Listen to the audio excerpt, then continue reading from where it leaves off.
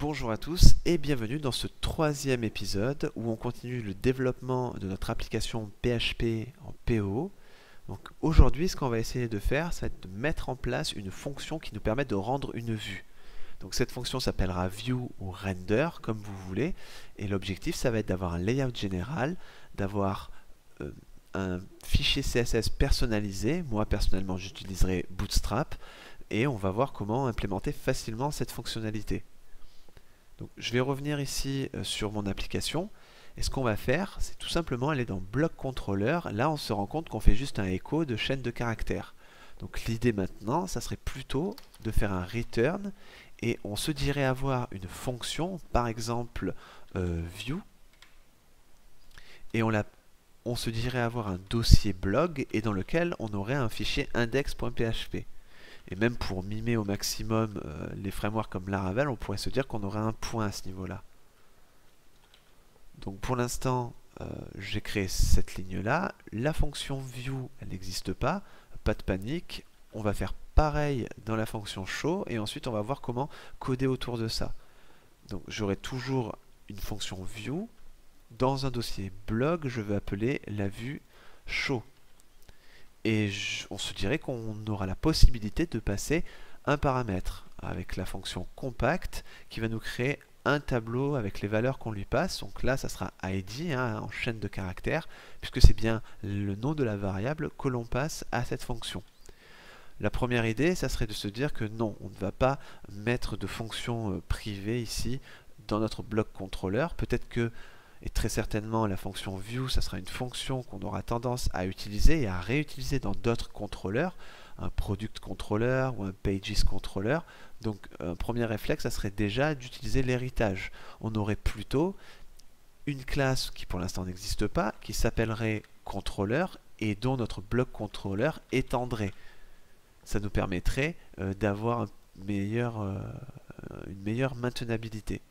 Donc ce que je vais faire maintenant, c'est créer la classe controller, donc toujours dans mon dossier app et dans le dossier controllers, je fais un nouveau fichier et je vais l'appeler controller.php.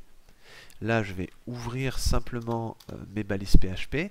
Je vais mettre ce controller dans son namespace à lui, donc il est bien dans app/controllers, au même titre que bloc controller.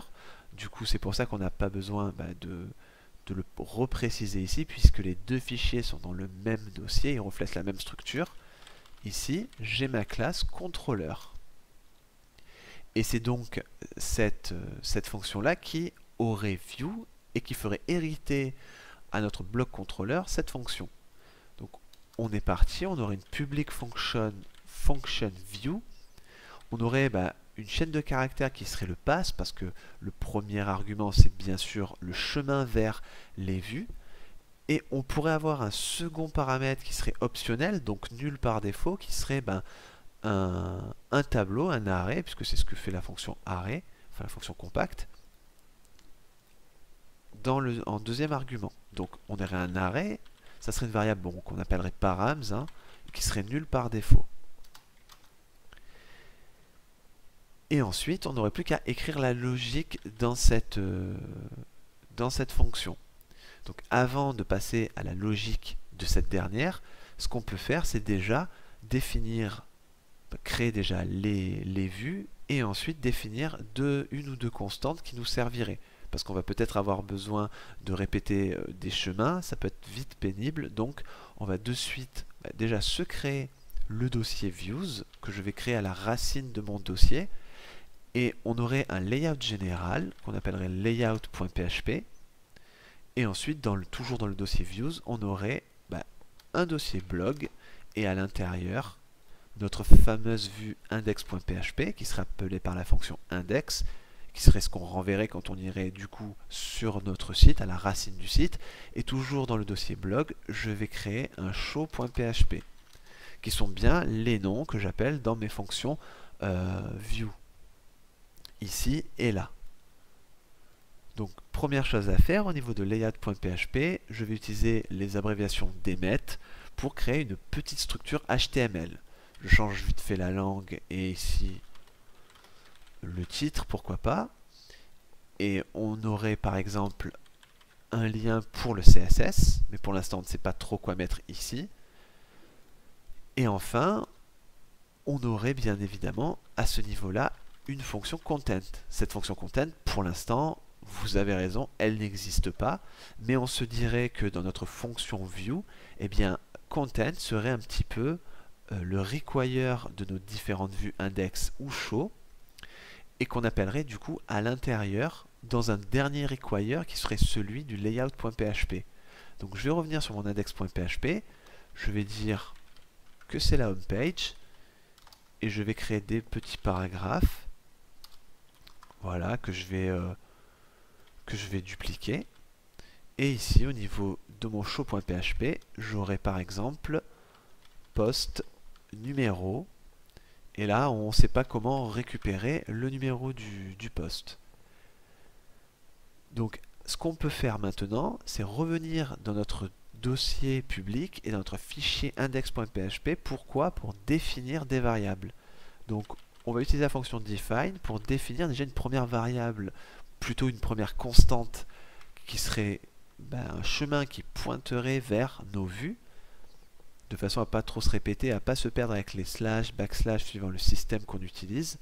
Donc, on ferait par exemple un dir name de double underscore dir double underscore, qui, cette constante là toute seule, appelle le dossier dans lequel nous nous trouvons, donc public, et si on fait dir name pour revenir un cran en arrière, on revient à la racine de notre dossier, donc dans myapp pour ma part. Et je viens concaténer non pas avec des slash, mais avec une note constante qui serait directory separator et qui, suivant le système sur lequel on se trouve, serait égale à slash ou backslash, ou ça dépend. Ensuite, on n'a plus qu'à aller chercher le dossier views, donc je concatène une chaîne de caractères views, et pour pas m'embêter tout à l'heure à pas refaire un directory separator à chaque fois, je mets directement à la fin de ma constante. Donc là on a déjà une constante views qui fonctionne très bien et qui va nous amener vers le dossier des vues. On va vite se créer une deuxième constante qui sera scripts, et qui pour le coup serait une constante qui nous amènerait vers les fichiers de script, à savoir le dossier public. Donc ce qu'on pourrait faire, ça serait tout simplement faire un dir name, et là je vais utiliser la super globale $_server script name pour avoir un bon chemin vers les scripts, sinon ça ne va pas fonctionner.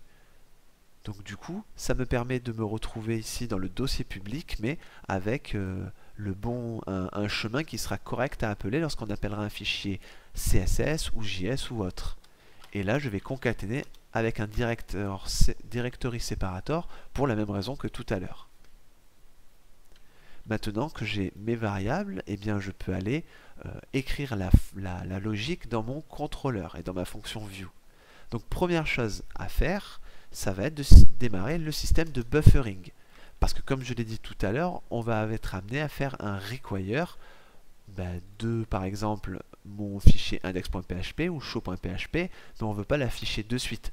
On veut quelque part le capter dans notre variable content, et ensuite on fera un dernier require qui sera celui pour appeler layout.php, qui lui, maintenant, viendra faire un écho de notre variable content, et dans ce cas-là, qui, suivant ce qu'il contient, suivant la vue, permettra d'avoir le résultat escompté.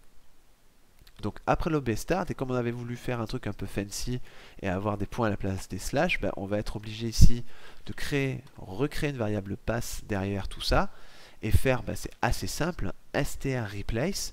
On va chercher quoi? Les éventuels points, bon si on n'a pas tant mieux, et on va les changer par un directory separator. Et ça, on va le faire dans la variable pass.